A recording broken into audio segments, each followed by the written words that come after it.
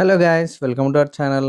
మీకు ఇంట్రో చూసినాక అర్థమైంది కదా నేను ఎక్కడికి వెళ్ళినా అని. నేను రీసెంట్గా కాశీకి వెళ్ళినా గైస్. ఎందుకో అట్లా సడన్గా టెంపుల్ చూడాలి ఒకసారి పోద్దాం అనిపించింది. దానికోసం ట్రైన్ ట్రై చేసిన, తాత్కాల్ కూడా చూసిన, టికెట్స్ దొరకలేదు. అందుకే హైదరాబాద్ నుంచి వెళ్ళి వారణాసికి డైరెక్ట్ బస్సెస్ ఉన్నాయి. సో నేను బస్సులో వెళ్ళిపోయినా. టికెట్ నేను లాస్ట్ మినిట్ బుక్ చేసిన. టికెట్ ప్రైస్ వచ్చి 600 పడ్డది. జర్నీ టైం వచ్చేసి 25 to 30 hours పడుతుంది. డిస్టెన్స్ వచ్చేసి 1300 kilometers ఉంటుంది మన హైదరాబాద్ నుండి.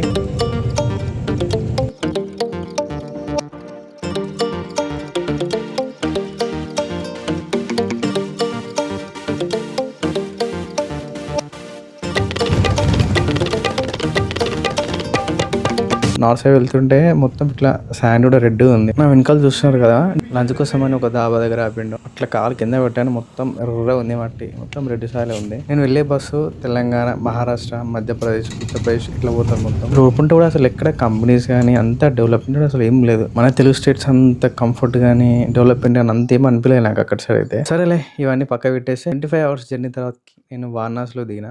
అప్పుడు టైం 12:30 అవుతుంది. సో మార్నింగ్ దాకా ఏం చేయాలి అని ఫస్ట్ దగ్గరలో ఒక ఆటో తీసుకొని టెంపుల్ దగ్గరికి వెళ్ళి అక్కడ రూమ్ తీసుకున్నా. 500 పడింది మార్నింగ్ దాకా. మనకి కాశీలో రాత్రి అని ఏం లేదు, నీకు షాప్స్ అన్ని ఓపెన్ అయి ఉంటాయి, ఆటోస్ అవైలబుల్ ఉంటాయి, మనకి రూమ్స్ దొరుకుతాయి. సో అంత నార్మలే ఉంటుంది కాశీలో ఏ టైం అయినా. సో మార్నింగ్ దాకా రెస్ట్ తీసుకొని మార్నింగ్ స్టార్ట్ అయిపోయినా పాండే హవేలీకి. ఎందుకంటే మనకు తెలుగు వాళ్ళంతా ఈ పాండే హవేలీలో ఉంటారు. ఇక్కడ సైకిల్ బాబా ఆశ్రమం, శ్రీ రామతారక ఆంధ్ర ఆశ్రమం, శ్రీ మాత అన్నపూర్ణ ఆంధ్ర ఆశ్రమం, ఇలా తెలుగు ఆశ్రమాలు కొన్ని ఉంటాయి.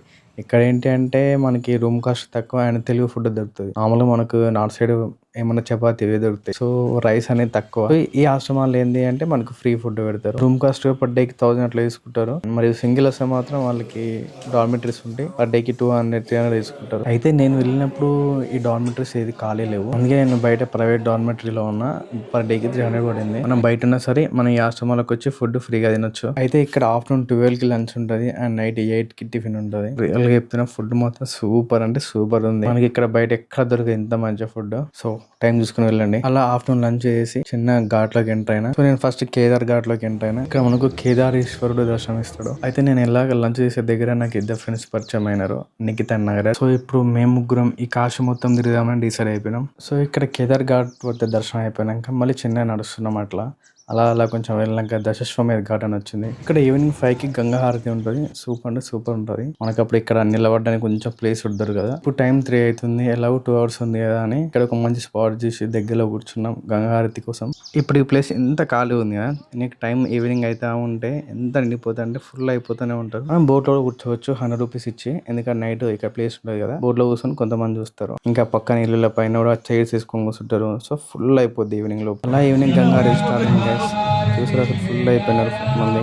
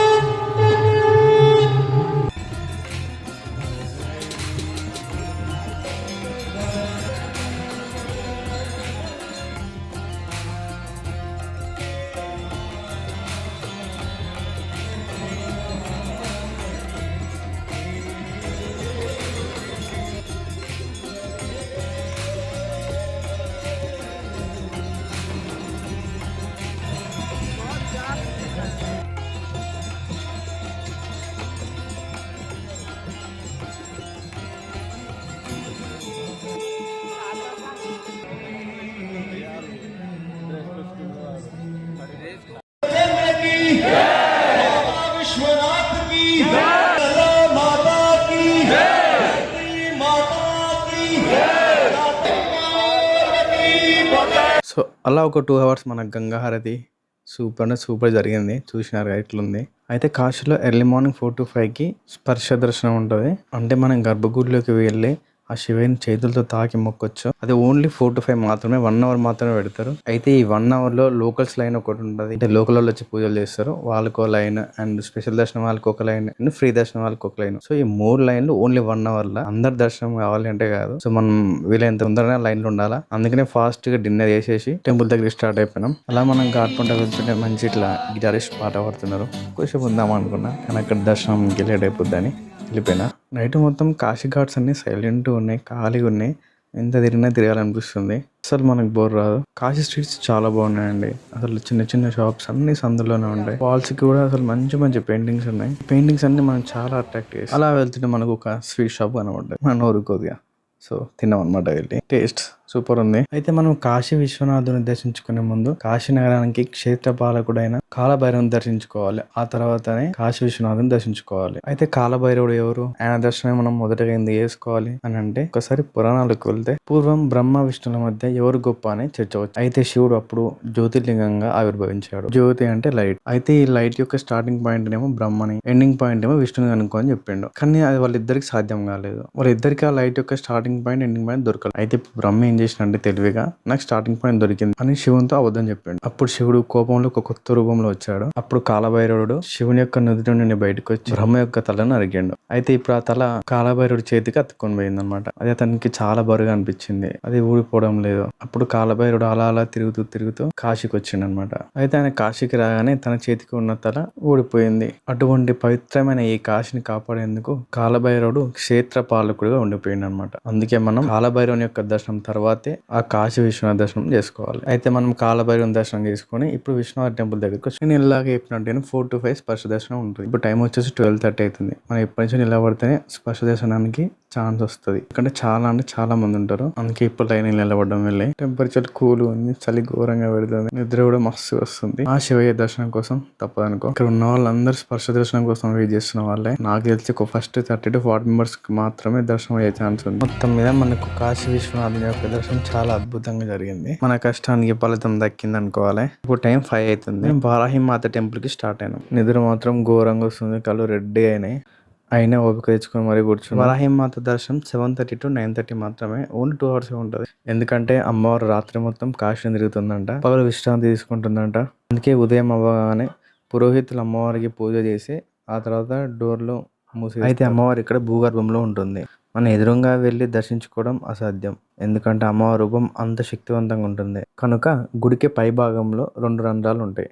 ఒక రంధ్రం నుండి చూస్తే అమ్మవారి ముఖ భాగం, ఇంకో రంధ్రం నుండి చూస్తే అమ్మవారి పాదాలు కనబడతాయి. అలా మనం దర్శించుకోవాలి. అయితే ఇక్కడికి దగ్గరలో ఉన్న విశాలాక్షి అమ్మవారి ఆలయం మరియు సాక్షి గణపతి ఆలయం దర్శించుకోవడం జరిగింది. మన బుజ్జి గణపయ్య చాలా బాగుంది కదా. జై బోలో గణేష్ మహారాజ్ కి జై. అలా మనం బుజ్జి గణపయ్య దర్శనం తర్వాతకి ఇంకా ముందు సాగిపోయి మనం తిరగాల్సిన టెంపుల్స్ ఇంకా చాలా ఉన్నాయండి. Let's go.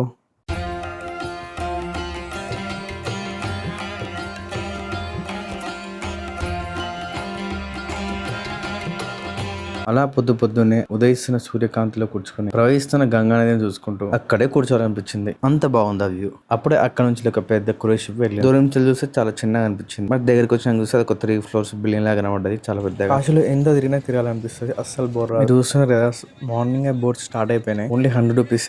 టెంపుల్స్ అన్ని దర్శనం చేసుకున్నాక బోట్ రెడీ చేద్దాం.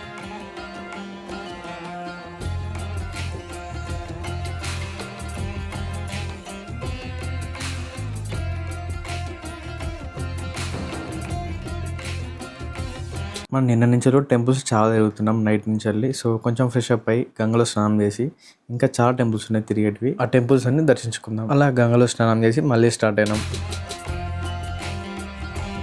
అయితే మనకి ఇక్కడ కనపడుతున్న టెంపుల్ పేరు రత్నేశ్వర్ మహాదేవ్ టెంపుల్. మనం కరెక్ట్ చూస్తే ఈ టెంపుల్ కొంచెం వంగినట్టు కనబడుతుంది. అయితే ఈ టెంపుల్ 9 degrees లో ఒరిగిపోయింది. ఎందుకంటే ఇది గంగా నది ఒడ్డునుంది కాబట్టి వాటర్ వల్ల కొంచెం అలా వంగింది అని చెప్తున్నారు. అయితే మన దగ్గర మనం అక్టోబర్ నెలలో దసరాకి దుర్గామాతను పెడతాం కదా. అయితే కాశీలో అమ్మవారిని జనవరి నెలలో గుప్త నవరాత్రులు అనే పేరుతో నవరాత్రులు జరిపిస్తారు. అమ్మవారిని దర్శించుకొని ముందుకు స్టార్ట్ అయిపోయినాం. ఇప్పుడు మనం వెళ్తున్న ఘాట్ పేరు బూందీ పర్కోట ఘాట్. ఈ ఘాట్ స్పెషల్ ఏంటి అంటే, మనం ఇన్స్టాగ్రామ్ లో చూస్తున్న రీల్స్ ట్రెండింగ్ అవుతున్నాయి కదా, లార్డ్ శివ, విష్ణు, ఇంకా లక్ష్మీదేవి పెయింటింగ్స్. ఆ పెయింటింగ్స్ అని ఈ ఘాట్ లోనే ఉన్నాయి. ఇక్కడ వాల్ మొత్తం పెయింటింగ్స్ ఉన్నాయి. అసలు ఎంత బ్యూటిఫుల్ ఉన్నాయి అంటే అంత బ్యూటిఫుల్ ఉన్నాయి. ఈ పెయింటింగ్స్ అన్ని చూసి ఒక రియల్ లైఫ్ చూసినట్టు అనిపిస్తుంది.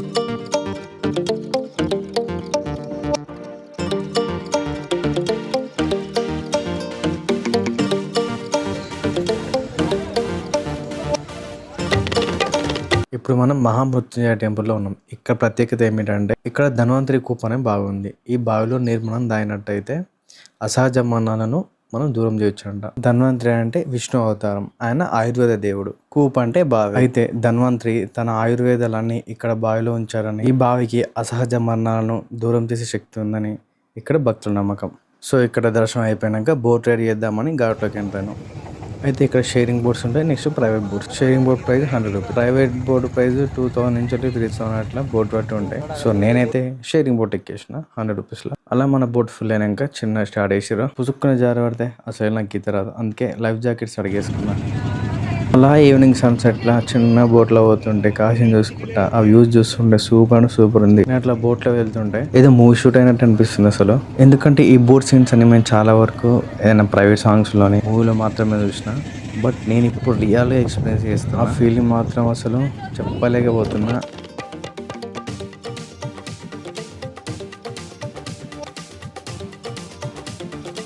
అలా బోట్లో ఒక్కొక్క ఘాట్ చూసుకుంటూ ఫైనల్ గా మనం మణికర్ణిక ఘాట్ దగ్గరకు వచ్చి, ఇక్కడ 365 రోజులు శవదహనాలు జరుగుతూనే ఉంటాయి. ఇక్కడ రోజుకి కొన్ని వందల దహన సంస్కారాలు జరుగుతాయి. చూస్తారు కదా, పడాల నిండా కట్టలు తీసుకొని వస్తున్నారు. వెనకాల కొన్ని శవాలు కాలుతూనే ఉన్నాయి, మరో పక్క శవాలు వస్తూనే ఉన్నాయి. భారతదేశం నలుమూల నుంచి ఇలా శవాలు తీసుకొని వస్తూనే ఉంటారు ఇక్కడికి. అయితే ఇక్కడ ఎవరైతే దహనం చేయబడతారో వాళ్ళకి మళ్ళీ జన్మ అంటూ ఉండదు అని శివుడే స్వయంగా వాగ్దానం చేసినట. ఇప్పుడు మనం చూస్తుంది దశాశ్వమేధ ఘాట్. మనం ఫస్ట్ చూసిన గంగాహారతి ఈ ఘాట్ పోతేనే జరుగుతుంది.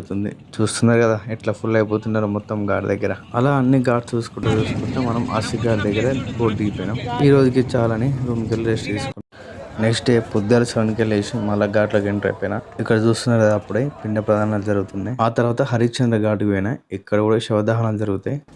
ఇక్కడ కూర్చున్నంతసేపు మన లైఫ్ ఇంతేనా అనిపిస్తుంది. మనం చనిపోయినా కూడా మనం కూడా ఇలా అయిపోతాం, మనల్ని ఇలా కట్టలు కాలుస్తారేమో, మన బూడి దగ్గర కలుపుతారేమో. కొందరు ప్రేమ పేరుతో మోసం చేస్తారు, కొందరు డబ్బు దగ్గర మోసం చేస్తారు, కొందరు కులం అంటారు, ఇంకొందరు మతం అంటారు, కొందరు ధనిక అంటారు, కొందరు పేదరికం అంటారు. ఏదైతే ఏంటి, చివరికి మన కట్టల్లోనే కదా కాలిపోయేది, ఆ గంగలోనే కదా కలిసిపోయేది. ఇక్కడ చూడండి అసలు ఎంతమంది ఇక్కడ కూర్చొని ఆ క్రిమిషన్స్ చూస్తున్నారో. నేను ఇక్కడ ఒక 1 అవర్ కూర్చున్నా. ఇక్కడ కూర్చున్నంతసేపు మనం చనిపోయాక మన లైఫ్ ఏంటి అనేది కళ్ళకి అద్దినట్టు చూడొచ్చు. మొత్తం దగ్గర ఉండి కాశీకి చాలా రకాల మనుషులు వస్తారు. కొందరు వాళ్ళకి నచ్చిన వాళ్ళని కోల్పోయినప్పుడు, ఇంకొందరు వాళ్ళు కోల్పోయినప్పుడు. ప్రతి మనిషికి ఏదో ఒక బాధ, ఏదో ఒక సమస్య, అలా సమస్యలు వెంటాడుతూనే ఉంటాయి. కొందరు ఆ బాధల నుండి ఈజీగా బయటకు వచ్చేస్తారు. ఇంకొందరు ఆ బాధల్ని, ఆ గతాన్ని మర్చిపోలేక, ఈ ప్రజెంట్ ని యాక్సెప్ట్ చేయలేక ఆ బాధ అనే సముద్రాన్ని ఈదుతూనే ఉంటారు. మనం వాళ్ళకి ఈజీగా చెప్తాం మూవ్ ఆన్ అవ్వండి అని, కానీ వాళ్ళ జ్ఞాపకాలతో అక్కడ అయిపోతారు, వాళ్ళ జీవితాన్ని మొత్తం కోల్పోతారు. అందుకే మీరు ఒకరికి మాట ఇచ్చేటప్పుడు ఆలోచించండి, మీ మాటే కావచ్చు అవతలి వారిది జీవితం, ఎదుటి వారి జీవితంతో ఆడుకునే హక్కు మనకి ఎవరిచ్చారు. ఇలా నేను కొటేషన్ చెప్తూనే ఉంటాను. కానీ ఇప్పుడు మన వీడియోలోకి వెళ్తే, హరిశ్చంద్ర ఘాట్ దగ్గర ఉన్నప్పుడు నాకు జనగణమన సాంగ్ వినబడింది. వెంటనే అక్కడికి పరిగెత్తా. ఈ రోజు రిపబ్లిక్ డే కదా, సో ఇక్కడ వేద పాఠశాలలో రిపబ్లిక్ డే సెలబ్రేషన్ జరుగుతున్నాయి.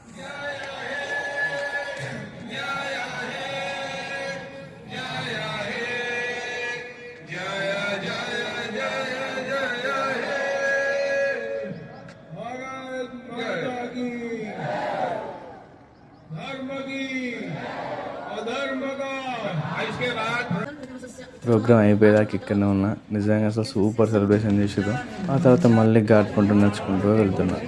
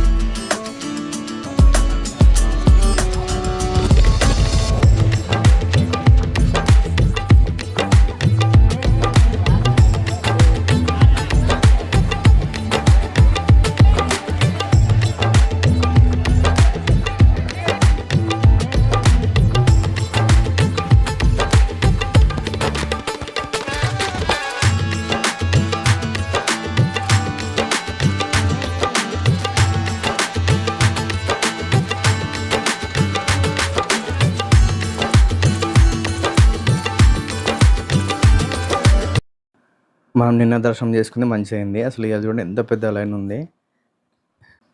ఈ లైన్లో మనం ఈవినింగ్ దాకా దర్శనం కానట్టే ఉంది. నాకు అక్కడ దాకా కనబడుతుందా, అంత దూరం మొత్తం దర్శనం లైనే. ఈ కారిడార్ నుంచి లోపలికి పోతే మనకు ఫస్ట్ ఒక మ్యాప్ కనబడుతుంది. ఈ మ్యాప్లో మొత్తం 48 ప్లేసెస్ ఉంటాయి. మొత్తం కాశీలో మెయిన్ టెంపుల్స్ ఏమున్నాయి, మెయిన్ ప్లేసెస్ ఏమున్నాయి అన్నీ ఈ మ్యాప్ చూసుకుంటే మనం తిరిగేయచ్చు. అందుకే వెళ్ళినప్పుడు ఒక ఫోటో తీసుకుని తిరగడానికి ఈజీగా ఉంటుంది అనమాట. పక్కనే మణికర్ణిక ఘాట్ చూస్తున్నారు కదా, ఇప్పుడు ఒక మృతదేహం తీసుకుని వెళ్తున్నారు. ఇక్కడ ఇలా శవాలు వెళ్తూనే ఉంటాయి, కాలుతూనే ఉంటాయి. మీరు చూస్తున్నారు కదా పిండ ప్రదానాలు ఎలా చేస్తున్నారో. నాకు అప్పుడప్పుడు అనిపిస్తుంది గైస్, మనం కూడా ఈ పక్షుల గాల్లో స్వేచ్ఛ తిరిగితే బాగుండు అని. ఏం టెన్షన్స్ లేకుండా ఈ కోపాలు, తాపాలు, ఆవేశాలు, ఆవేదనని మర్చిపోయి తిరిగితే బాగుంటుంది కదా. కొన్నిసార్లు కొన్ని మనం కావాలి అనుకుంటాం, అది అసలు మన దగ్గరికే రాదు. మనం ఏదైతే వద్దు అనుకుంటామో అది వెంటపడి మరి వస్తుంది. అందుకే ఎవరి మీద ఎక్కువగా ప్రేమ, నమ్మకం పెంచుకున్నావు అనుకో లాస్ట్కి మర్చిపోతారు, అంతే. ఏముండదు. అంతగా నమ్మినందుకు చివరికి నువ్వే బ్యాడ్ అవుతావు, నువ్వు మాత్రమే బ్యాడ్ అవుతావు. చివరికి ఏమీ చేయలేక ఒంటరిగా మిగిలిపోతావు. అగ్గో మనకి సాడ్ కొడిషన్స్ అసలు సెట్ కావాలి అని ఏదో బ్యాక్గ్రౌండ్ స్లో మోషన్ ఉందని చెప్పిన అంతే. ఇప్పుడు మనం ఎక్కడ ఉన్నామంటే బూందీ పర్కోట ఘాట్. ఈ ఘాట్లో మంచి పెయింటింగ్స్ ఉన్నాయి. మీరు చూస్తున్నారు కదా నా వెనకాల మన శివయ్య ధ్యానం చేస్తున్నట్టు. ఎంత బాగుందో ఆ పెయింటింగ్స్ అని ఇన్స్టాగ్రామ్ లో చాలా ట్రెండ్ అవుతున్నాయి. అందుకే చాలా మంది ఇక్కడ వీడియోస్, రీల్స్ తీసుకుంటా ఉన్నారు. ఇక్కడ చిన్నపాటి షార్ట్ ఫిల్మ్స్ జరుగుతున్నాయి అనుకోవచ్చు. అంతలా బిజీ అయిపోయింది ఈ ఘాట్.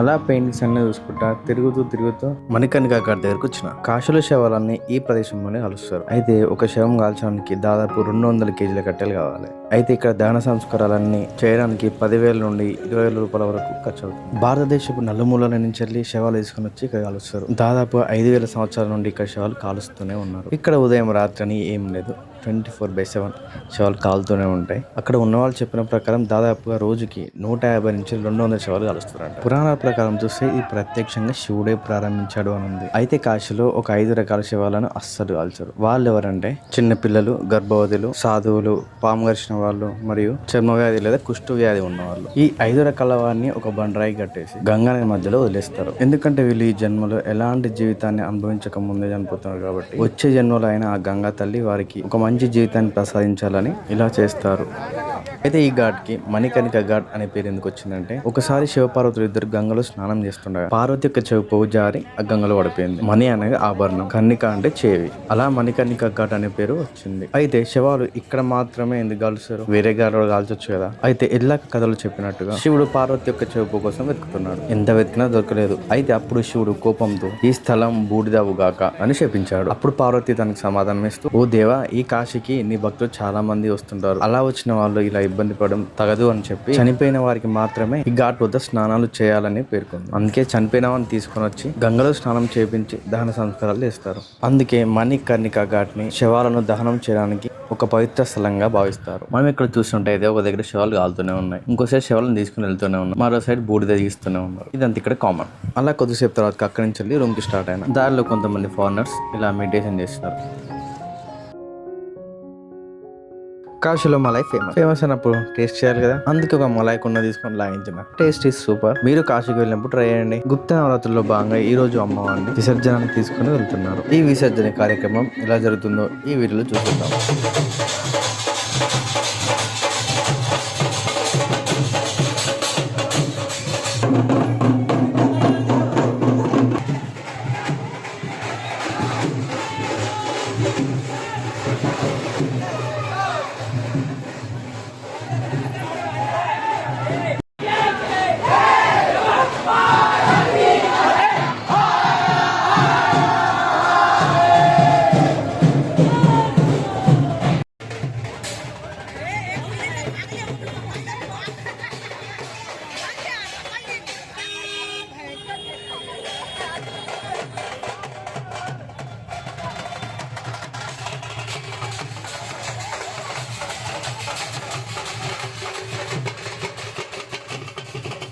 ఇది నా కాశీ ప్రయాణం వీడియో. మరొక మంచి వీడియోతో మళ్ళీ కలుసుకుందాం. అంతవరకు keep smiling, take care and by by. Video నచ్చితే లైక్ చేయండి, షేర్ చేయండి మరియు మా ఛానల్ని సబ్స్క్రైబ్ చేసుకోండి.